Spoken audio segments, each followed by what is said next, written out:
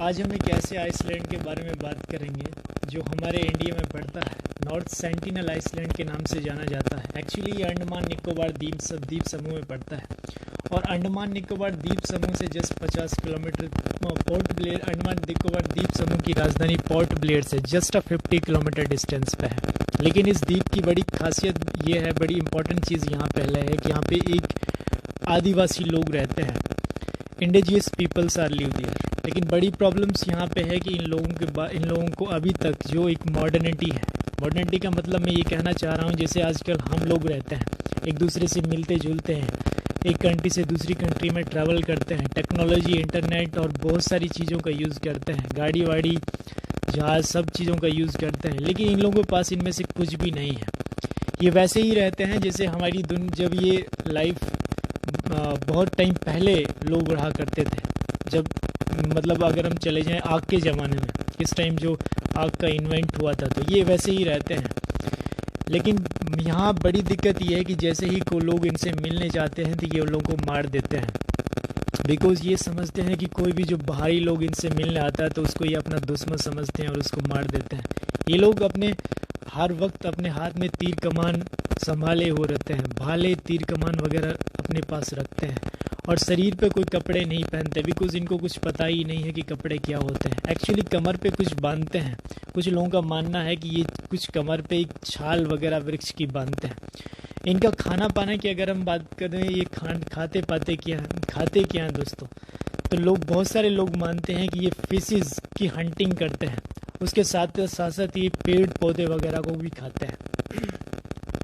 तो ये इन चीज़ों को, फिशिंग की, हंटिंग, पेड़ पौधों को खाते हैं दोस्तों।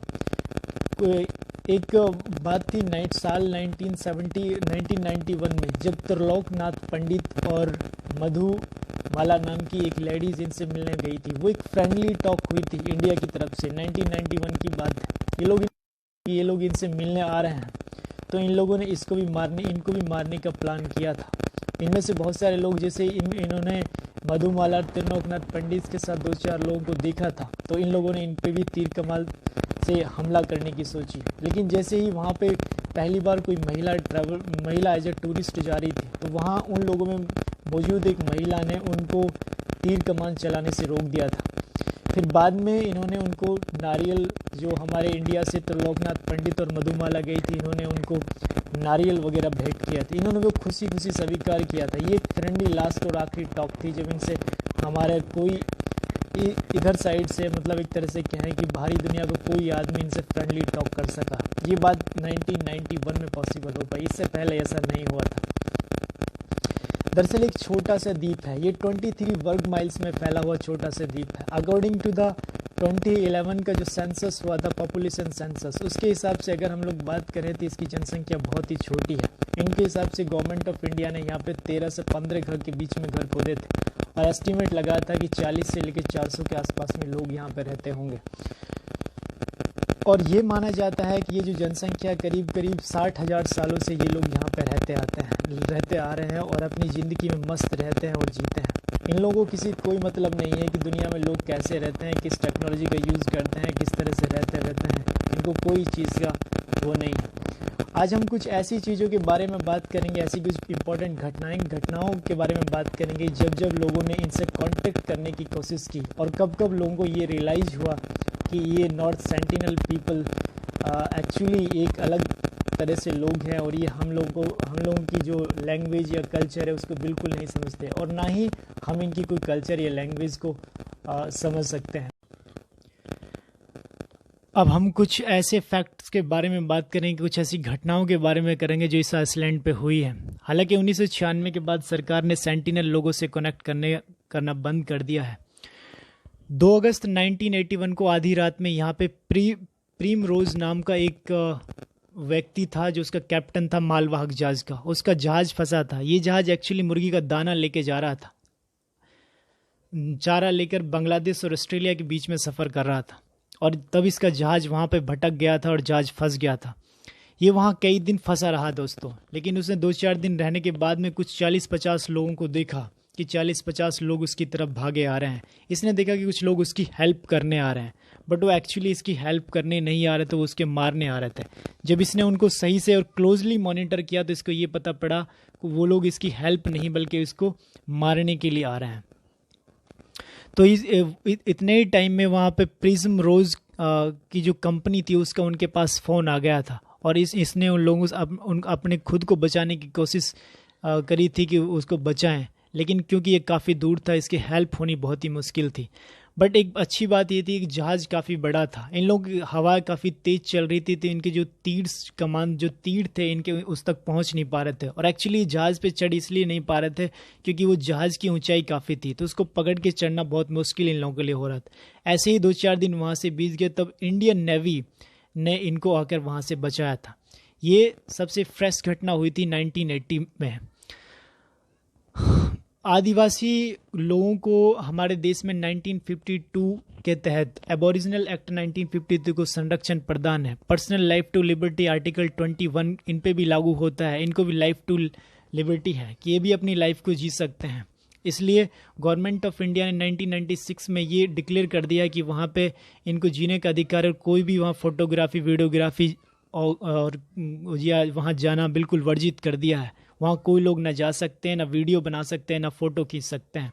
और 23 एनाटॉमिकल मील्स यानी करीब करीब 25-30 किलोमीटर पहले ही इन लोगों को अब किसी भी ट्रैवलर या टूरिस्ट को पहले ही रोक दिया जाता है। एक हम आधुनिक मनुष्य का पैर आइसलैंड पे पड़ा था 1867 में। ये सेकंड घटना थी। तब भी एक मालवाहक जहाज जो था इस द्वीप के किनारे फंसा था। शिप में 86 लोग इस द्वीप से उतरे थे और उस द्वीप में ये 2-3 दिन रहे थे, लेकिन 3-4 दिन सुबह 3-4 दिन बाद एक मॉर्निंग के टाइम में नाश्ता कर रहे थे, तब अचानक इन लोगों ने इन पर हमला किया था।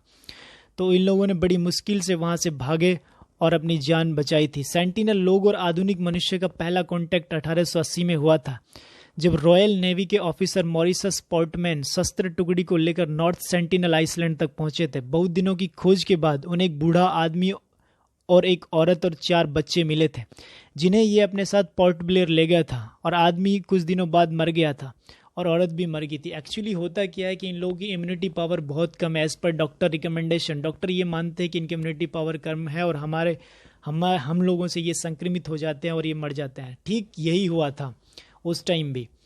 और बच्चों की भी जैसे हालत बिगड़ने लगी थी, तो पोर्टमैन मॉरिसस ने इनको वापस वहीं पे छोड़ दिया था और अंग्रेजों की तरफ से ये एक लास्ट कोशिश थी, इसकी तरफ कोई कोशिश नहीं की गई थी। 1896 में संभवत काला पानी से एक खबर ये हुई थी 1896 में कि वहाँ से एक कैदी भागा था और उस कैदी को जैसे कुछ लोग ढूंढने गए थे, कुछ वहाँ ऑफिसर्स उसको ढूंढने गए थे समुद्र में, तो उनको एक लाश मिली थी। उनको इस कैदी की लाश मिली थी जिसपे तीर कमान के निशान थे और गला जो है काट दिया गया था। एक्चुअली ये भी गलती से उन्हीं के आइसलैंड में चला गया था और तब तक ये किसी को मालूम नहीं था कि यहाँ पे क्या हो रहा है।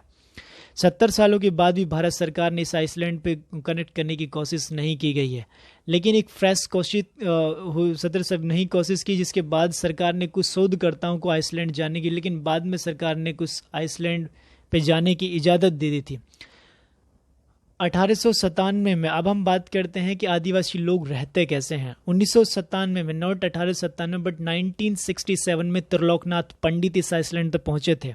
वो एक सरकारी दस्ते के साथ पहुंचे थे। उसकी नाव आइसलैंड तक पहुंची। दूरबीन से देखा तो सेंटिनल आदिवासी दिखाई दिए, लेकिन बोट देखते ही वो जंगल की ओर भाग गए। त्रिलोकनाथ पंडित और उनकी पार्टी ने कदमों के निशान का पीछा किया और अंदर जंगलों में उन्हें 18 झोंपड़ियां दिखाई दी। पहली बार इन लोगों के बारे में कुछ पता चला। झोंपड़ियां घास और लकड़ी की बनी हुई थी। अंदर आग जल रही थी। वहाँ शहद, सुअर की हड्डियां थी। लकड़ी के कुछ बर्तन थे, कुछ भाले और तीर मिले थे। तीर के लोहा तीर के ऊपर लगा हुआ था नोक पे, जिससे पता चलता है कि इन लोगों को बारे में मेटल के बारे में ये जानते थे। इन लोगों को कुछ आदिवासियों से मुलाकात तो नहीं हुई थी, लेकिन वहाँ कुछ मेटल और बर्तन, नारियल छोड़े आए थे। मेटल के बर्तन और नारियल ये लोग वहाँ पे छोड़ के आ गए थे। 1970 तक ये इलाका सरकारी पहुंच से बाहर था। फिर 1970 में सरकार ने तय किया कि कम से कम निशानदेही जरूरी है, इसलिए 1974 में सरकार ने यहाँ पे 1970 में सरकार ने यहाँ पे एक पत्थर लगाया और उसमें ये लिखा गया कि this is a part of Indian territory. ये आइसलैंड इंडिया का पार्ट है।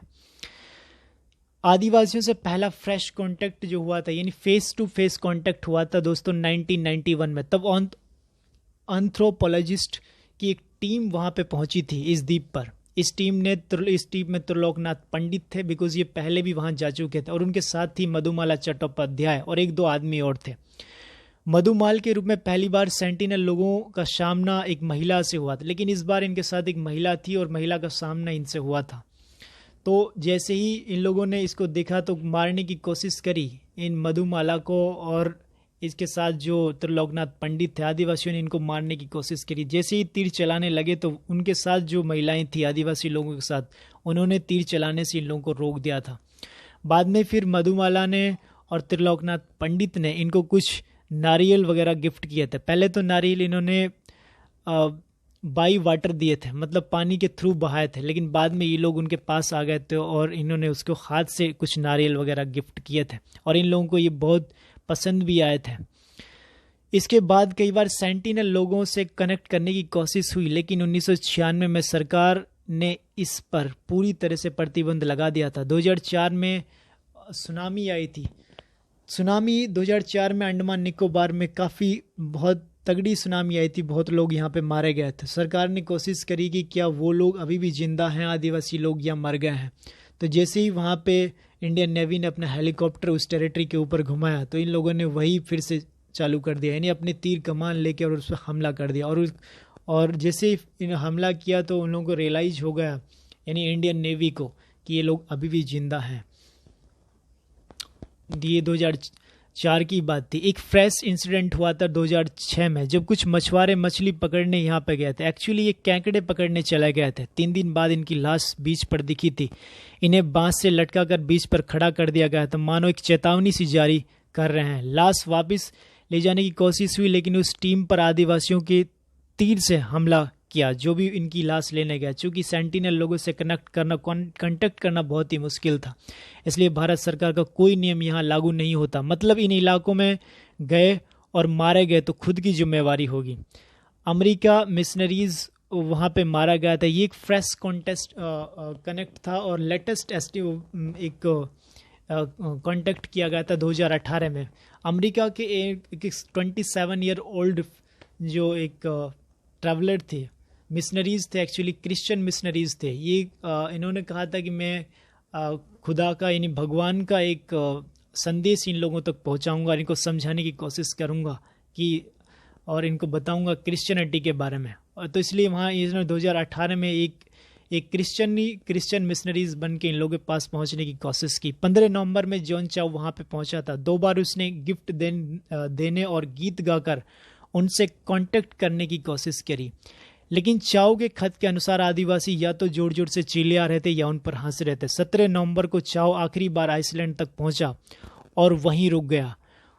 उसने बोट वाले ने उससे वापस लौटने के लिए कहा, लेकिन चाउ ने बोट वाले को वापस भेज दिया। लेकिन बोट वाले ने सारा इंसिडेंट देखा। बोट वाले ने ये देखा कि जैसे ही चाउ उनके पास पहुंचा, चाउ को लोग मारते हुए, घसीटते हुए ले गए थे, और उनकी लाश को कुछ दिन बाद अगले दिन लाश को मार के लटका दिया था। भारत की तरफ से कई कोशिश करी गई, चाउ की जो अमेरिका का ट्रैवलर था उनकी जो डेड बॉडी थी उनको लाने की कोशिश करी गई थी, लेकिन सबका स्वागत तीरों से जोरदार किया गया था।